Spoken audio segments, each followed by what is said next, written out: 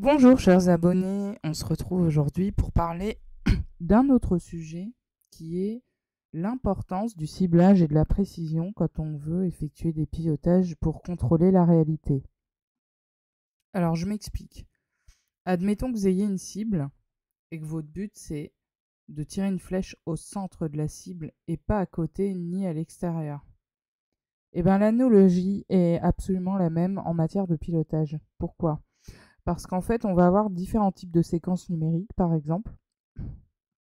Quand on se fixe des objectifs au préalable, déjà, ça nous permet de nous rapprocher du centre de la cible. Donc, savoir pourquoi on veut effectuer un contrôle ou quel objectif on veut atteindre, sachant que l'objectif doit être quand même assez réaliste dans les premiers temps.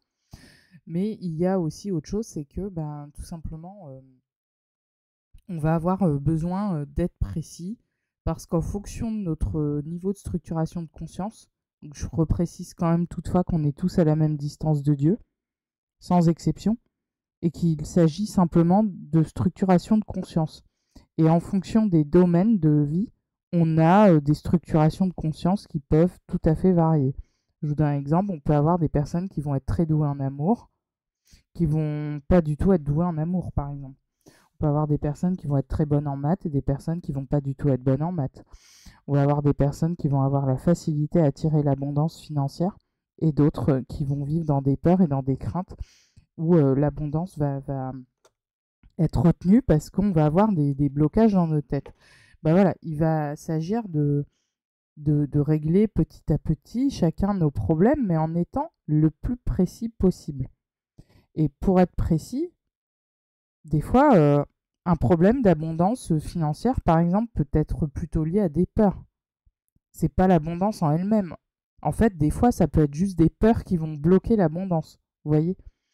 Et donc, le but, c'est que voilà, plus on va être précis dans l'usage des séquences numériques, c'est-à-dire qu'on va rentrer à l'intérieur des chapitres, on va rentrer vraiment dans le détail. Je vais vous donner un exemple. Là, si on veut cibler de manière vraiment très très très précise une peur, mais la peur spécifique, par exemple, va être l'agoraphobie, qui implique la peur des grands espaces, la peur de la foule, on va avoir une séquence numérique très précise pour cela.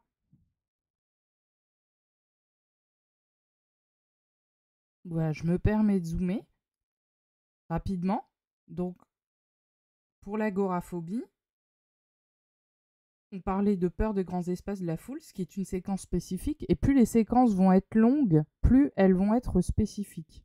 C'est un petit peu ce qu'on observe dans tous les livres qui proposent des séquences numériques de Grigory Grabovoy. Donc ici, sur un tome, le tome de la normalisation psychologique, qui date de 2003, en édition, voilà, on va avoir donc une séquence numérique précise pour traiter ou aider à structurer notre conscience sur un sujet en particulier. Mais si par exemple on a une structuration de conscience qui est d'une taille relativement une capacité à traiter l'information qui va être plus importante, qu'on aura notamment grâce à la technologie PRK1U, parce qu'on va accélérer en fait le travail d'une manière considérable. Et ensuite, tous les coups sont permis pour réussir à accélérer ce travail, notamment grâce aux fréquences sonores où clairement on obtient des accélérations assez importantes. Donc si on va aller par exemple sur une séquence qui va être à la fois précise mais quand même un petit peu plus générale, parce que des types de phobies, il y en a des dizaines en fait différentes. Dans les enseignements de Grigory Grabovoy, on a des séquences numériques pour chaque type de phobie.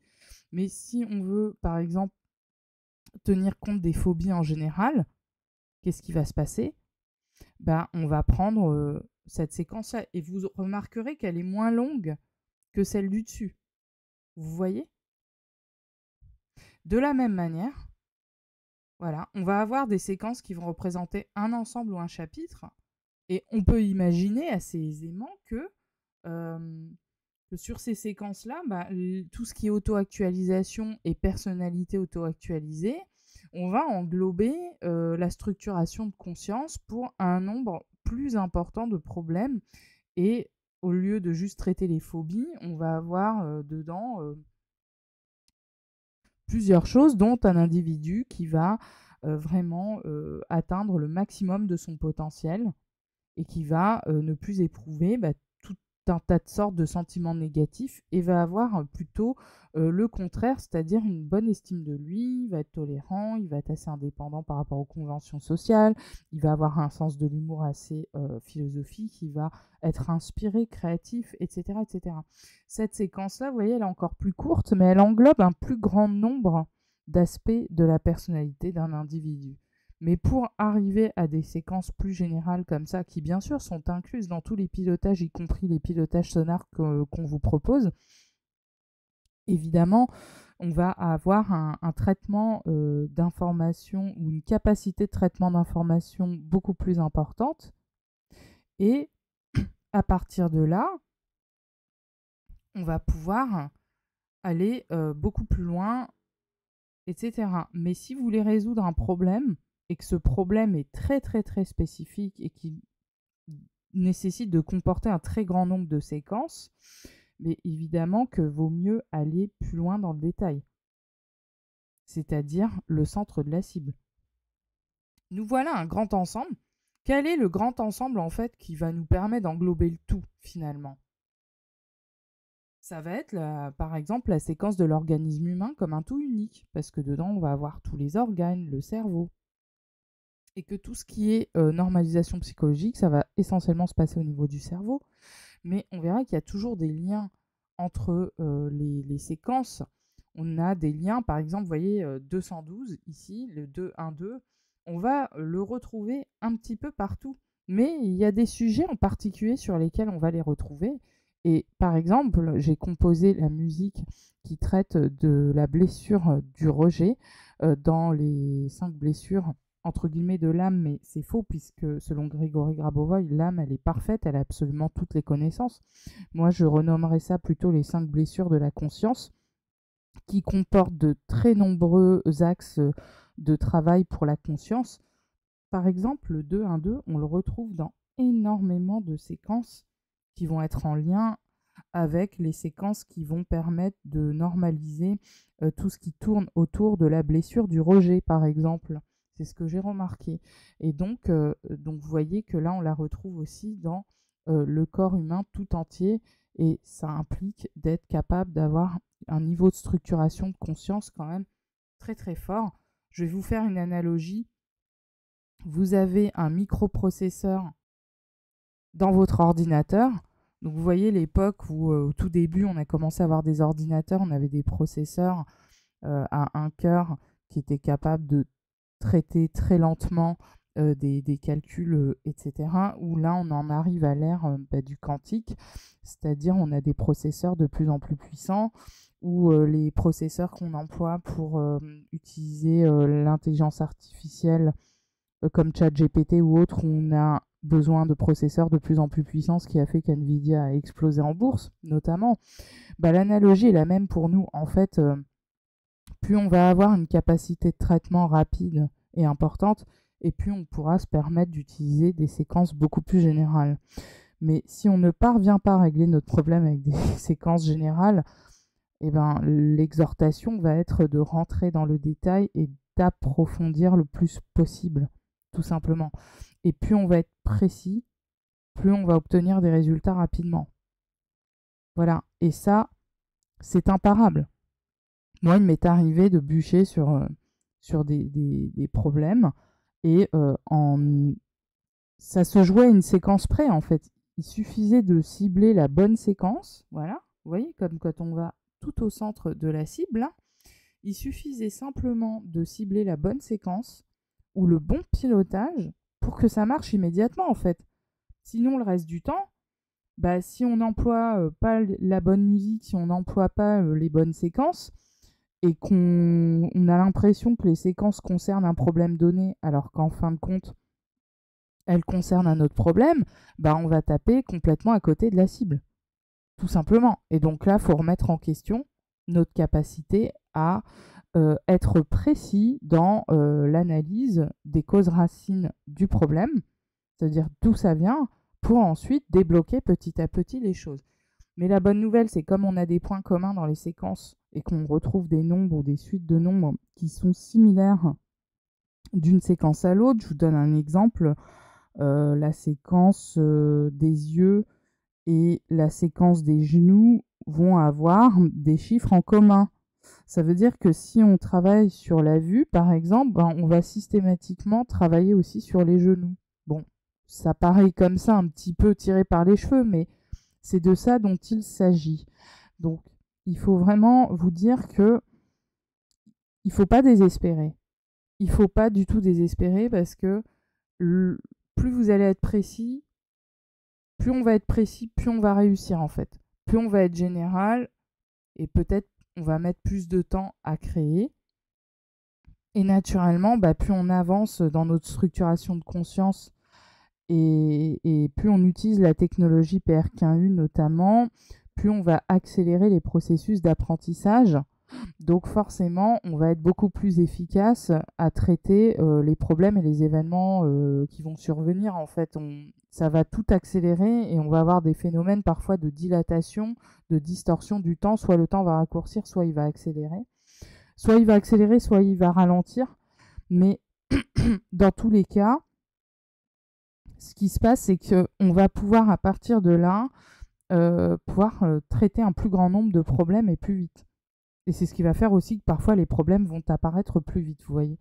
Donc voilà, ça se joue des fois une séquence près. Il suffit de tomber sur la bonne séquence pour que le problème soit réglé. Donc soyez patient parce qu'il faut vraiment, vraiment aller dans le détail. Et donc sur des pilotages sonores, par exemple, ou audio-vocaux, on va réciter un très grand nombre de séquences. L'important, c'est la répétition. C'est-à-dire qu'il va falloir répéter, répéter, répéter. Ce qui est plus facile avec les musiques, parce que les musiques, on peut les mettre en boucle, elles se répètent toutes seules, et en plus, elles rentrent beaucoup plus vite dans notre corps, etc. Mais il y a des pilotages que je dirais plus premium ou ultra premium, où on a un nombre de séquences assez important. Et c'est ce qui permet justement d'aller traiter dans la profondeur, d'être dans cette profondeur de la précision pour obtenir un maximum de résultats en moins de temps possible. Donc voilà pour cette partie. J'espère que vous avez compris pourquoi en fait on avait des milliers de séquences numériques, mais qu'on a des séquences qui englobent le tout, mais qu'on a aussi des séquences qui vont être très très très précises. Et si on veut être efficace dans la résolution de nos problèmes, notre pensée doit avoir la précision du laser. Voilà. Vous vous souvenez l'analogie qu'on avait faite avec les galets qui étaient polis par la mer?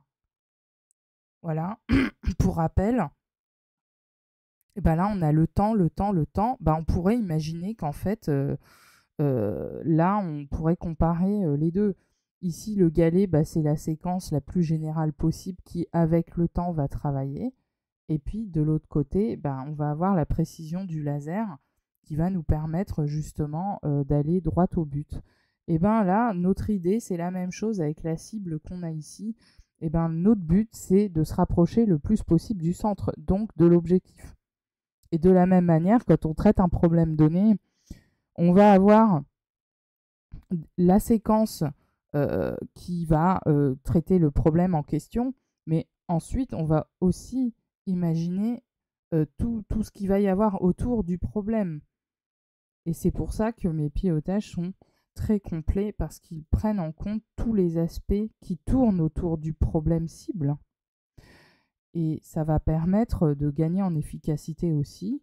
Par contre, l'inconvénient, c'est que ça demande beaucoup plus de temps en termes de recherche, en termes d'analyse, en termes de construction du pilotage, etc., etc. Mais une fois que c'est fait, il n'y a plus qu'à faire, il n'y a plus qu'à contrôler, il n'y a plus qu'à piloter. Et quand c'est des sons, il suffit simplement de les mettre en boucle, en fond sonore, quoi qu'on fasse. Et c'est plus facile à faire, même dans des situations délicates. On peut mettre un petit fond sonore à peine inaudible et ça va continuer de travailler quand même. Vous voyez, voilà pour cette partie.